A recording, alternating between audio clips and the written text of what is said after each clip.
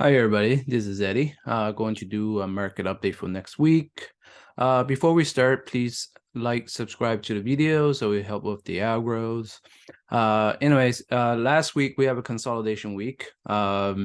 We tried to hit that gap resistance. We went pretty close to it and then it failed.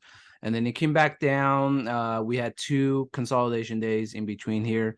So this was the area I was looking at for a break of either direction. So we broke down on the gap on Thursday. We came back down and we tested this 3910, 3900 area.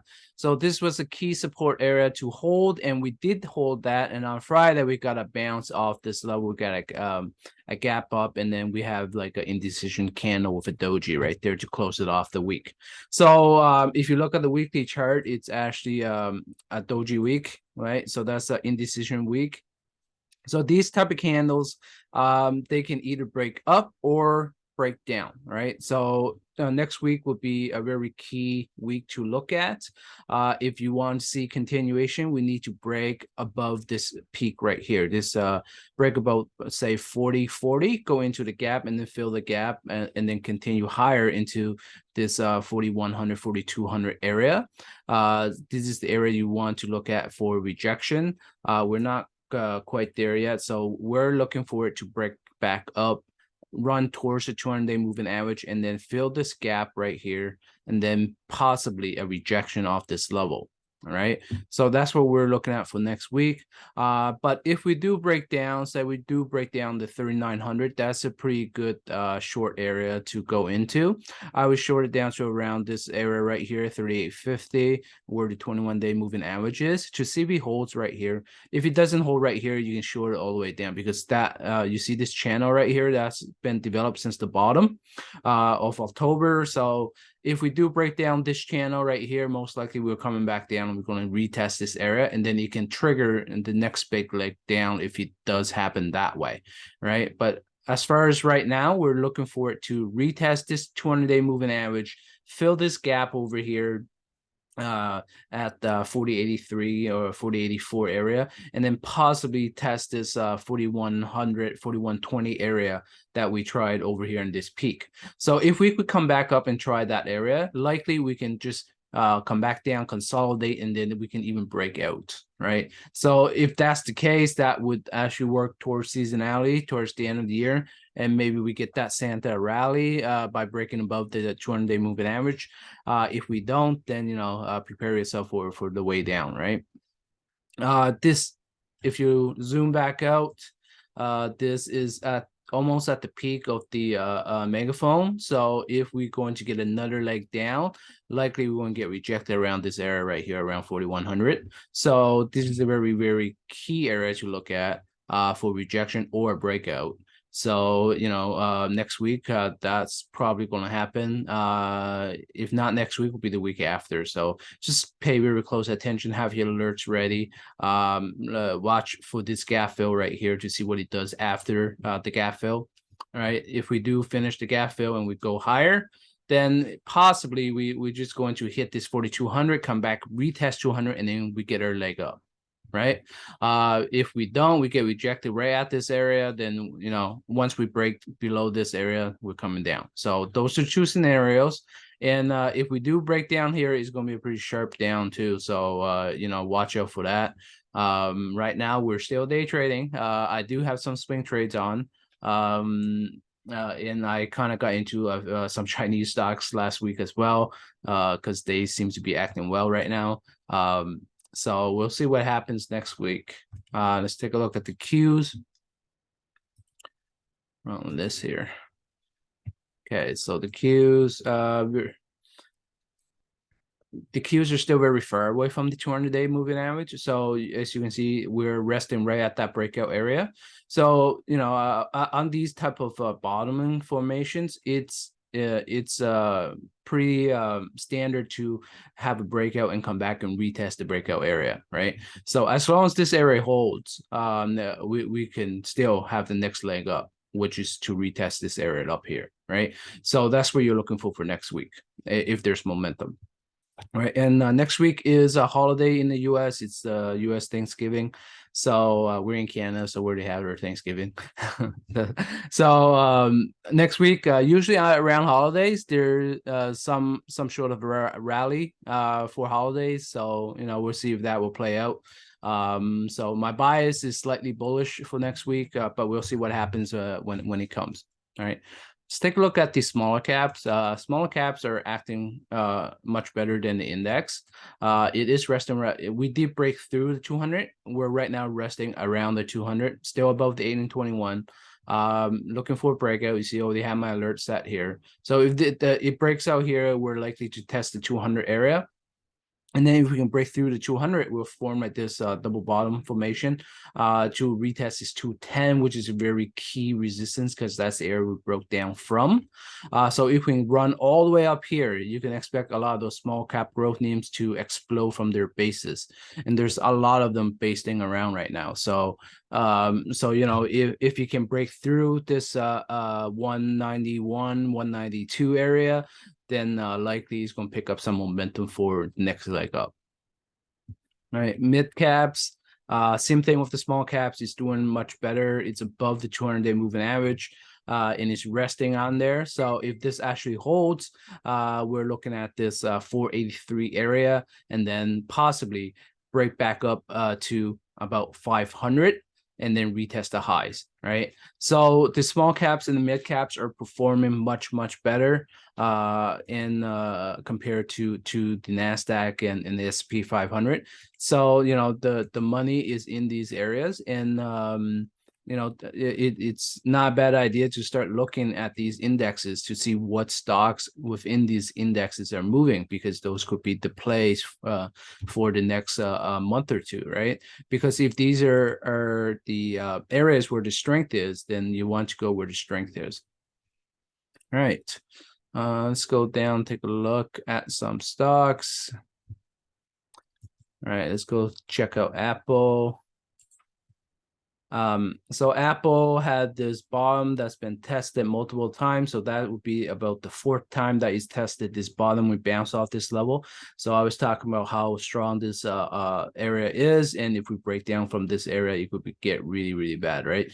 So right now we're holding this area. You really wanted to see a break above this, say 155 to 158 zone. Once we break through that, we're going to go test the 165, 170, and then 176, right? So the key area right here is breaking above this 200-day moving average. We're right around that area. It is forming a head and shoulders pattern right here. But like I said before, head and shoulder patterns, they could be major supports, or they break down and they become like a setup for big flush down, right?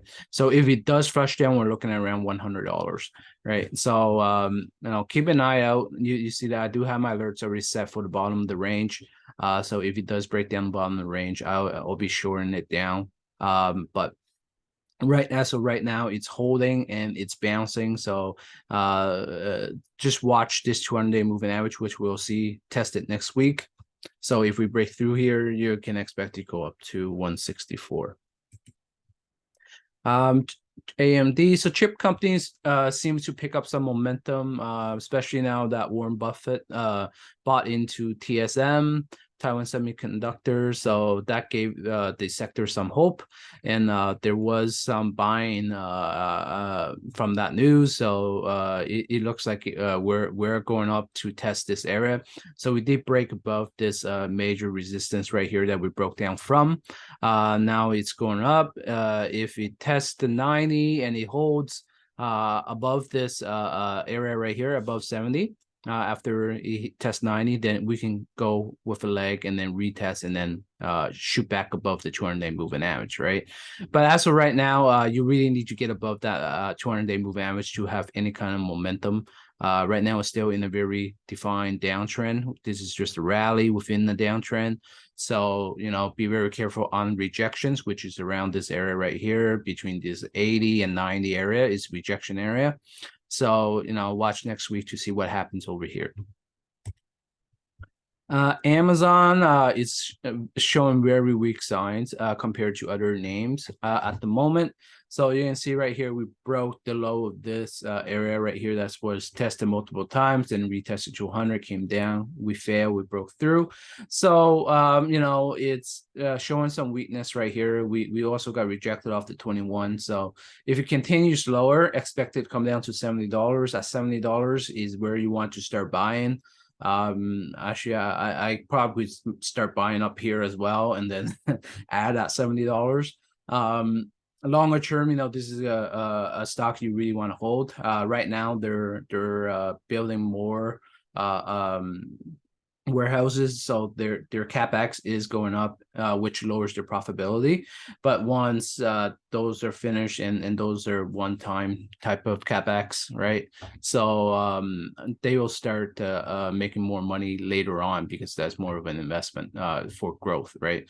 So that's what we're looking at, and these are really good opportunities to buy in for the longer term.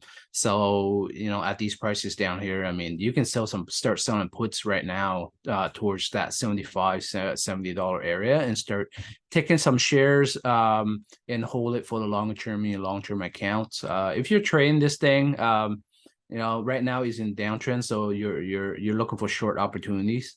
But even down here, I wouldn't try to short too much, because there's really not that much leg room. I mean, you get down to $70, but you know, these stocks tend to get really big short rallies, bear rallies. So you want to be very careful shorting it down here. The ideal area to short was around that 200-day moving average. As you can see, you got rejected multiple times. But down here, I wouldn't short it down here. I'd be looking more for a buying opportunity, right? Meta. So I actually did a little bit of research on Meta over the weekend. You know, I thought that they lost money, and revenue declining is due to their investment in metaverse, but that's actually just a small part of their expenditures, right? Their capex spending. They're actually investing into their AI engine, which is for future growth, and to refine their ads, and also their WhatsApp app. They start monetizing it, and as well as their wheel for Facebook. They still haven't monetized that yet. So potentially later on, their revenue will continue to grow once again, based off those two features, as well. If their metaverse actually works out, they can make some money. But as of right now, they're expecting to continue to invest in their AI engine. So over the next year, they might not see profitability, because they're investing a lot of money into it. But later on, that can increase their revenue, because it will make their ads a lot more efficient. And because of right now, like, not a lot of people advertising because of the recession, not recession, because of this pandemic, and slowing down of the economy. So their ad revenues dropping is kind of expected. I thought their ad revenues was dropping because of the Apple privacy feature, where they can block the ads. But it seems like they did something to work around that now. So it wasn't because of that. It was more of just overall spending coming down, and their ad prices are coming down because of lower demand for advertising. So if that is the case, their longer term outlook is actually still really, really good comparing to the price that it's trading at right now. It might be investable, right? You might be able to start lagging into this thing for the next few years, right? Because in the next year, their revenue, I mean, their profitability is supposed to come down. They're expecting to spend like $100 billion on R&D. So that will wipe out mostly their profits for the next year or so. But you know, after that, once everything is done, all their expenses are done, upgrading their AI engine, right, it can improve their profitability substantially, right? So, and right now it's trading at a steep discount. I mean, like, look at this thing. I think that's like a 70% drop from the top. Yeah. 76% drop from the top. I mean, that's buyable right here, I think, for the longer term. And I wouldn't put too much money into it. I would maybe allocate like 5% of my portfolio into something like this, because you're still taking on risk, because there potentially could be more downside. I'm looking at about $60, coming down to around $60. So, I mean, I could, buy some right here and then, add some at 60, right? And just hold it, expecting to hold it for the next 5 years or 10 years, whatever in your long-term account. And you can pretty well see this thing double or triple if they're continue to grow in revenue, right, in the future. So based on their R&D investment and their other apps that are coming up to monetize on ads, it should increase their profitability substantially, because their user base is not actually declining. It's still growing very slowly, mostly because there's only a certain amount of people in the world, and they already have like I think what's 3 billion or how many billion users already. So it's hard to substantially grow at that rate, right? But as long as they can sustain that many users on Facebook, they can continue to do a lot of ads, right?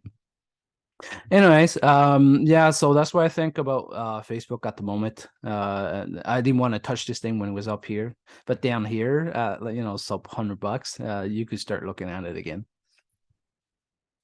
All right, Google. So Google hit this major support right here and it bounced off that level. It's right around that 50-day moving average. If you can't hold right here, it's coming back down. It's going to retest here. If it breaks through, it's coming down here. At this area, I said that you could buy some right here. I was actually looking at buying some, and then I waited a little too long, and then it bounced up too high. So I'll be looking at buying at this area once again. I was too busy day trading the last couple of weeks. So yeah, so this area right here, you can start selling some put to grab some shares. Right here is where you really want to start buying. And if it actually holds right here, it's a good sign, right? Because this is more like a V-shaped bounce. So it's actually consolidate right here. It can come back up and then retest this 200-day moving average, right? So if you guys bought down here and it came up to here, that's a pretty good profit. I would take my profit around right here for a trade and then keep some for longer term.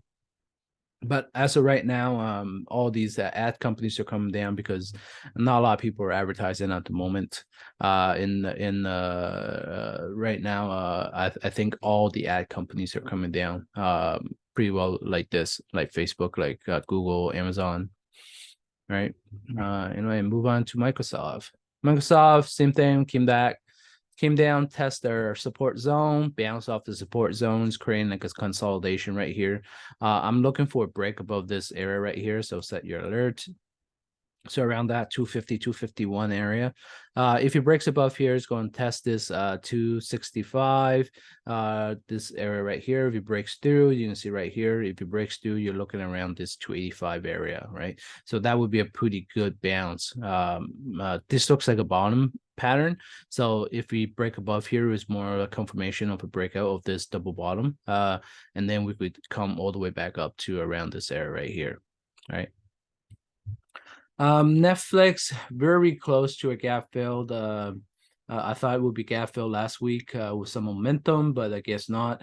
We came back down. It's still holding above the AN21, so maybe we get it next week to get the gap fill. Once it gap fills, I would take some profits. I'll see what it does, right? If it breaks above this 333, likely it's going to come back up to test this area at 400, and that would be the key zone to really take some profits. You also want to see what happens at 400, right? If it's at 400 and it's just hovering around and holds, it could be forming a big giant bottom, and then we go like a U shape all the way back up to the top, right? So with these type of names, it doesn't take long for it to go back up, and it's very fast coming back down. So you want to be careful, right? But from the look of what it is right now, this is more like a rounding bottom type of formation.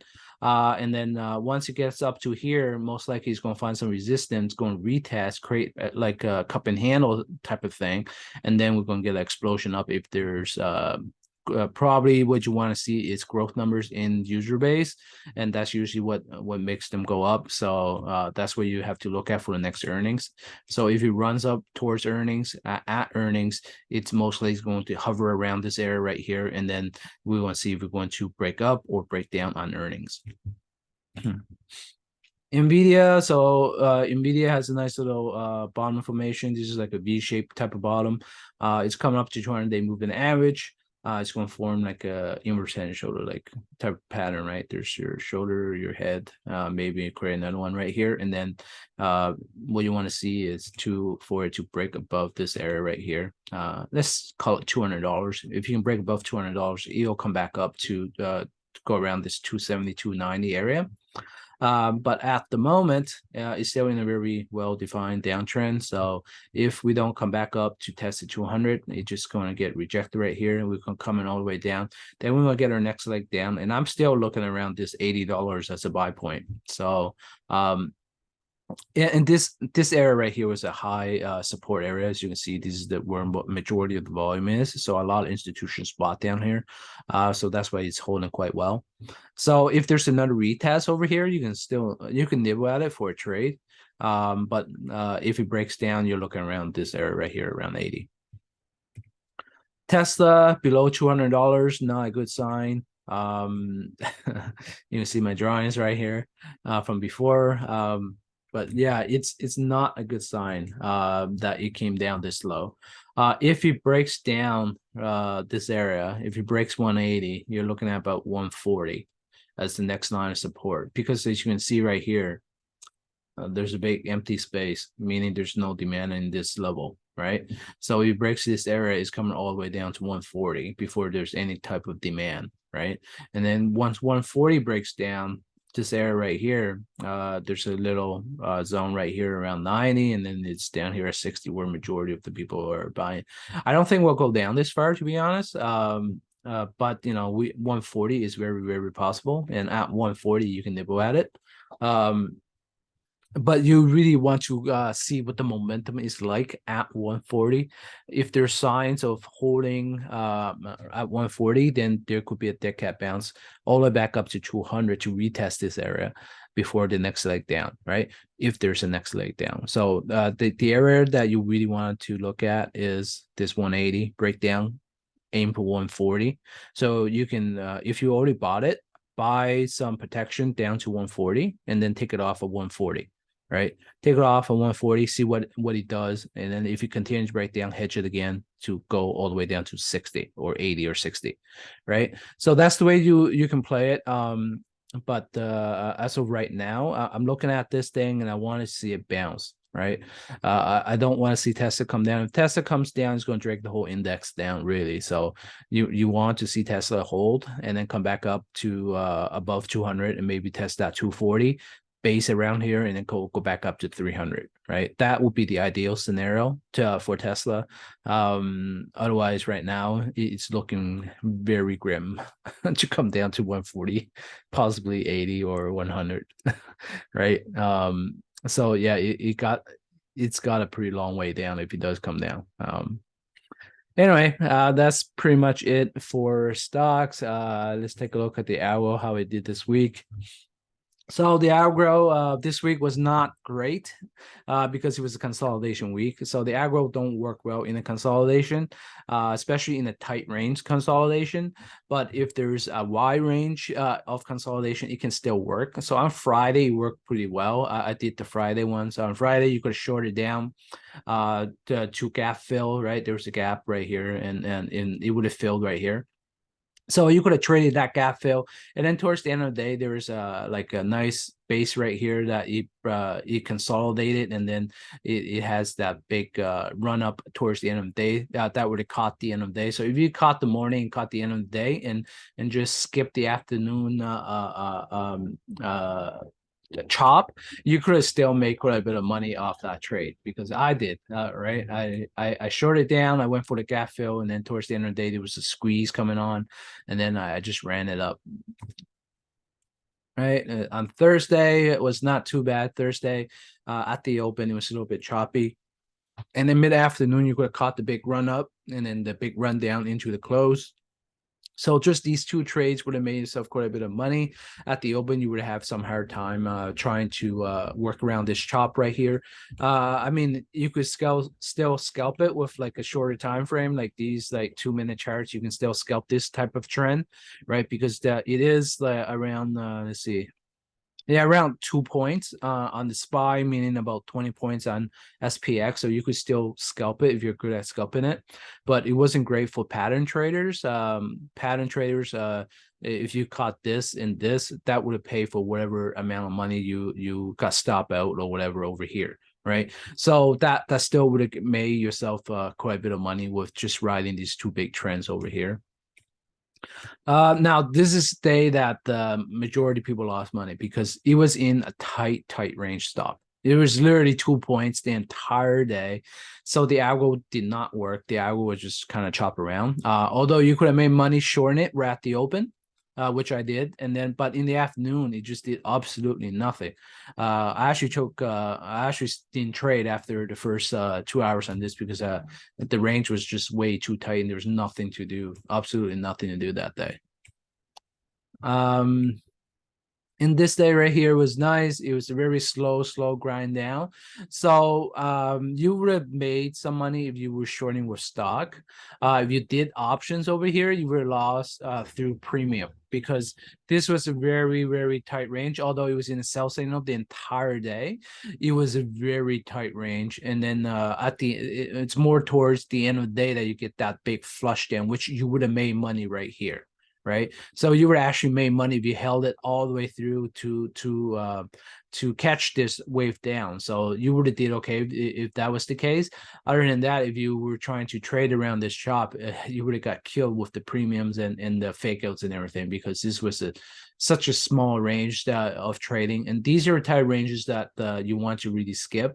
And I do have a training video for this algo, and I do teach people not to trade the ranges when it gets tight like this. You just want to skip them and then play the range break, which is right here, right? So you can see right here, it was in the tight range, and then right here where it broke the low of this range is when it start flushing down. Right, and the other 2 days are pretty good, right? You could ride this big wave up here, big wave down, and there's a couple trades right here that you could have done. So this week, I mean, you could still make some pretty good money if you have some risk management in place, and if you know a little bit about technicals, you could avoid some of these choppiness, right? Once you start seeing like a very tight chop zone, you can either scalp it in a smaller time frame or you skip it altogether. Right. Anyways, that's it for this week. Make sure to like and subscribe, and I'll see you guys next week.